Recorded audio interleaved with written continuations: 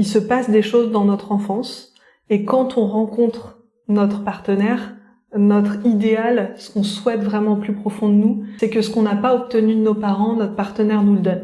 On est blessé dans notre relation parce que ce qu'on espérait qu'il nous donne, il nous le donne pas.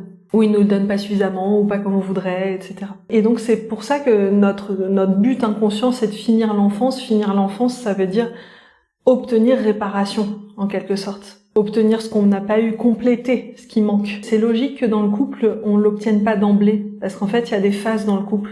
Des phases qui passent notamment après la lune de miel des débuts, on passe dans la lutte de pouvoir. Cette lutte de pouvoir, quasiment tous les couples y arrivent à un moment. Elle passe soit par des clashs, soit plutôt par de la distance, en fait. Ça dépend des tempéraments des uns et des autres. Et dans cette lutte de pouvoir, il y a de la déception, il y a « Ah, j'attendais qu'il ou elle complète, guérisse, vienne vraiment m'amener du baume et de la joie et de la paix. » Et là, il y a de déception parce que je me suis mis en couple pour être plus heureuse, plus heureux.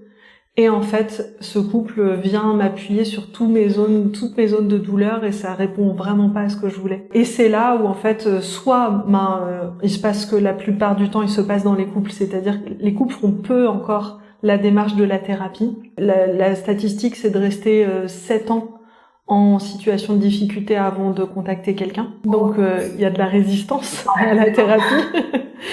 Et donc, la plupart du temps, quand les couples restent trop longtemps en situation délétère, au bout d'un moment, ils pensent qu'ils ne s'aiment plus, qu'il n'y a plus d'amour.